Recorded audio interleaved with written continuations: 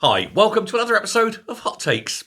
One of Krankie's true legacy projects that she was so fond of and that she wanted to be remembered by would be the National Care Service.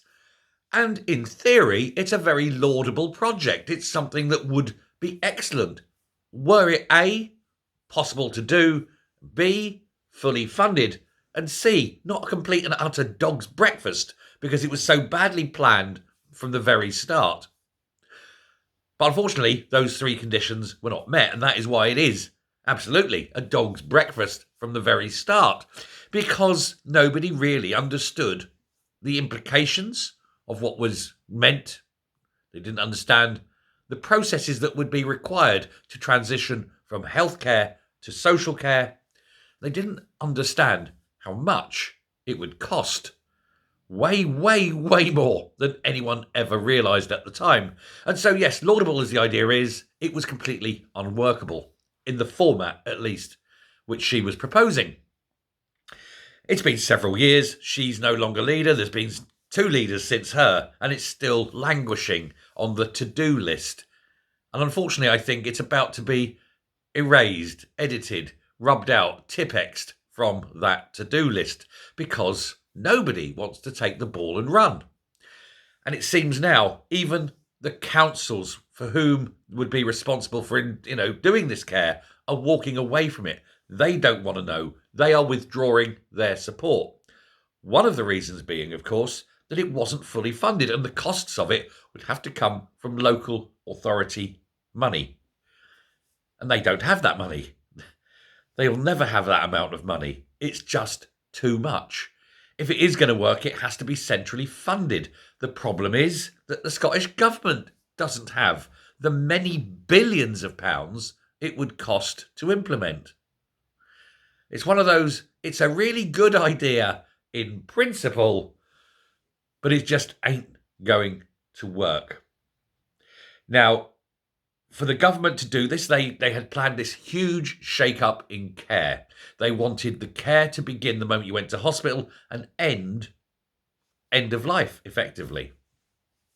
Permanent care. It's not for everyone. Not going with a broken arm. You're a young lad, football or something like that, playing Park Sunday football, break your arm, whatever. You're in and out. They're not talking about care like that.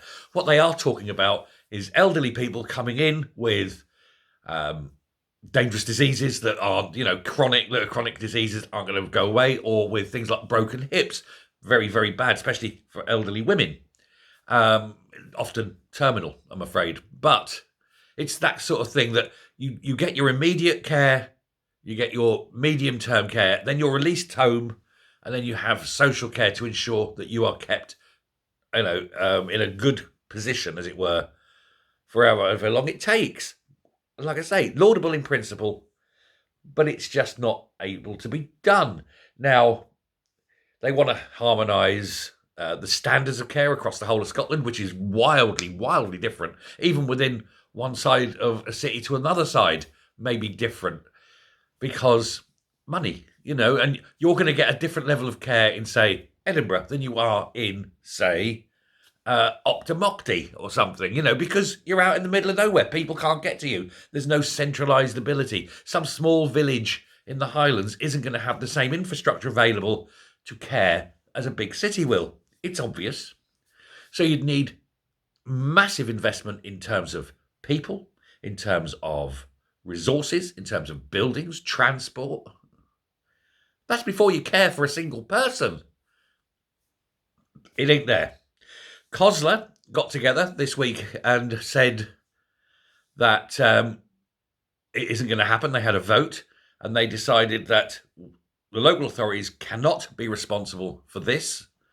They cannot take this on. And they voted. It was actually quite close, 18 votes to 14.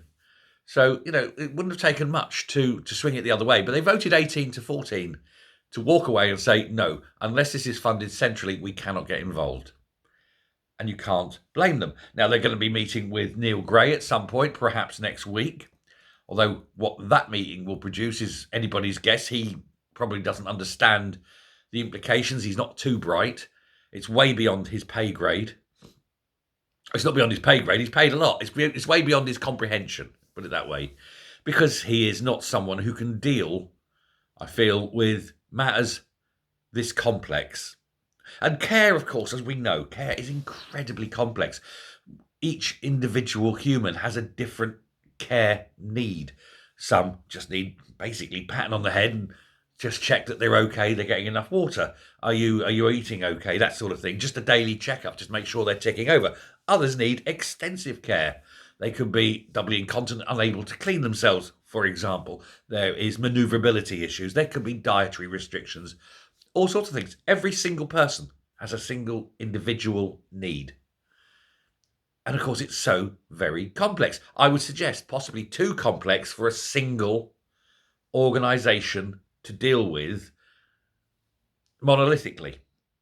If you're going to have the NHS expand to go into social care, I think you would need different groupings within that to care for specific areas of care, rather than having one person going house to house to house to do the same, do different things for different people. The skills level would be immense.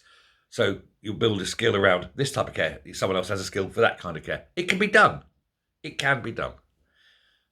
But it takes money, it takes time, it takes training, it takes effort, and it actually takes, ultimately, a political desire.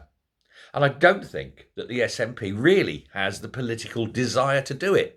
They are always focused on independence and screw the people. This unachievable independence nightmare that they have fixated upon comes at the cost of the lives and health of the people of Scotland. And we're seeing that now. This abandonment of social care is a function, a direct function of their desire to push for independence. Because God forbid you put money into people when you've got a fat oaf who likes to fly first class all around the world, quaffing champagne and eating caviar at 30,000 feet. Hey, Angus. And so this was never going to work. And it just really now should be scrapped. They should just say, look, it isn't going to happen. Let's scrap it. Let's take it off the books. But they won't, because it's Nippy's dream, isn't it? Old Sturgeon, she still has her desire for that to happen. And they don't want to dash her hopes and dreams. But they should. And they should just stop wasting time, effort and money pushing for something that ain't never going to happen. And I'm on about the care service there, not independence. That should be abandoned too. But again, hey, ain't going to happen. Still, you pay your money, you take your chance. GMB and Unison, they're both saying, no, get rid, don't want it. It's too big, too complex, too unworkable. When the unions don't want it and the local councils don't want it, you might as well scrap it, because it ain't going to happen. Thanks very much. Let me know what you think, and I'll speak to you later. Bye.